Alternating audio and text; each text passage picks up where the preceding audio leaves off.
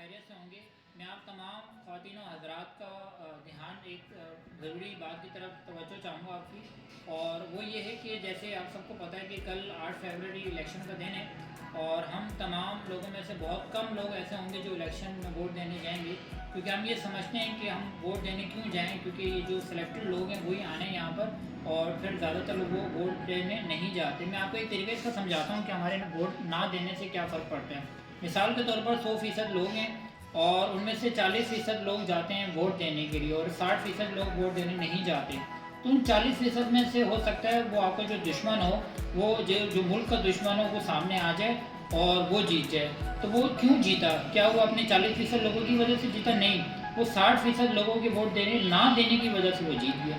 تو جتنی بھی یہ سیاسی جماعتیں ہیں، آپ ان کو دیکھیں کتنی زیادہ انویسٹمنٹ کر رہی ہے، پیسہ کتنا لگا رہی ہے، بینرز پر، مختلف چیزوں پر، لوگوں پر اسپیچ دیتی ہے۔ وہ کیوں لگاتی ہے؟ وہ بیوقوف ہے؟ جب ان کو پتہ ہے کہ سلیکٹڈ لوگوں نے آنا ہے سامنے، وہ اس لیے لگاتی ہے کہ 50% آپ سمجھ لیں کہ سلیکٹڈ لوگ ہی آئیں گے، بٹ وہ اس لیے پیسہ لگاتی ہیں کہ تاکہ جو ہم جب جیت کر آئیں تو جو طاقتور لوگ ہیں ان کو ہم بتا سکیں کہ لوگوں نے ہمیں منتخب کیا ہے، تو آپ ہماری بات بھی مانیں۔ تو اس کا مطلب اثر پڑتا ہے۔ ایسے ہی وہ بیوقوف ہیں پارٹیاں جو ان کو اتنے زیادہ انویسٹمنٹ کر رہی ہیں۔ دوسری چیز، آپ نے کس کو ووٹ دینا ہے، کون بندہ آپ کے لیے فیزیبل ہے۔ دیکھیے ایک چھوٹی سی چیز سمجھ لیں، ہم سب کو پتہ ہے کہ ہمارے علاقے میں، ہمارے ایریاز میں کچھ ایسے لوگ ہیں جو واقعی ڈیڈیکیٹڈ ہیں، جو ایمانداری سے اپنا کام کر رہے ہیں، بٹ وہ سامنے کیوں نہیں آ پاتے؟ مختلف وجوہات ہیں کہ ووٹ صحیح نہیں ہو پاتے، ایشوز بنتے ہیں، لوگ ان کو جانتے نہیں ہیں، ان کو ووٹ نہیں دیتے۔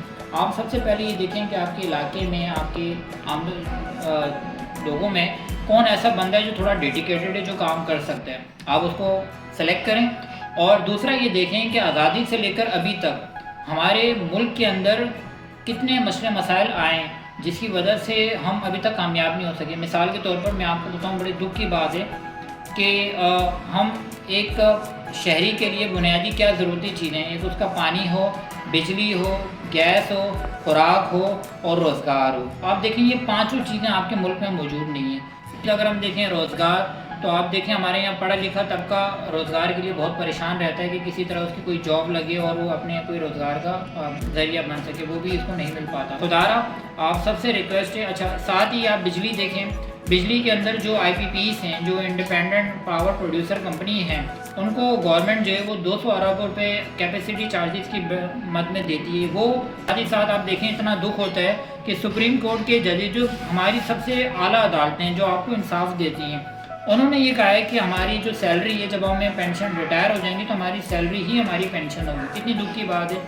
ساتھ ہی ساتھ آپ دیکھیں انہوں نے اپنے لیے یہ اعلان کیا ہے کہ ایئرپورٹ پہ ہماری چیکنگ نہ ہو، ہماری فیملی کی چیکنگ نہ ہو۔ مطلب جہاں سے آپ کو انصاف ملنے کی امید ہے، جو ایک ادارہ واحد بچ گیا، وہیں کے لوگ اپنے لیے پہلے انصاف، اپنے لیے پہلے سہولتیں مہیا پوری کرتے ہیں اور پھر عوام کا سوچتے ہیں۔ تو بہت دکھ ہے، مطلب کوئی بھی ادارہ آپ کے ملک کے لیے نہیں سوچ رہا۔ تو خدارہ میں تمام بتانے کا مقصد یہ ہے کہ آپ نکلیں، کل ووٹ لازمی دیں۔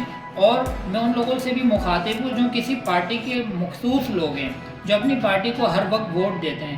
وہ کیوں دیتے ہیں؟ وہ کہتے ہیں کہ ہمارے آباء و اجداد نے ووٹ دیا، ہمارے والد نے دیا، تو ہم بھی ووٹ دیں گے۔ تو خدارہ آپ کی اولاد کل کو غلام بن رہی ہے، ذلیل و خوار ہو رہی ہے، لوگ یہاں سے جا رہے ہیں، ایک دوسرے کو قتل و غارت کر رہے ہیں، کرپشن عام ہو رہی ہے، ٹیررزم عام ہو رہا ہے۔ یہ آپ کی بیوقوفوں کی بیوقوفانہ حرکت کی وجہ سے وہ آج یہ اسٹیپ پہ پہنچ رہے ہیں۔ خدارہ آپ اس چیز کو سمجھیں، اپنی اولاد کے لیے سوچیں اور کوئی اسٹیپ لیں، اور کل لازمی آپ ووٹ دینے جائیں، کچھ بھی ہو جائے لازمی ووٹ دیں۔ بہت شکریہ، السلام علیکم۔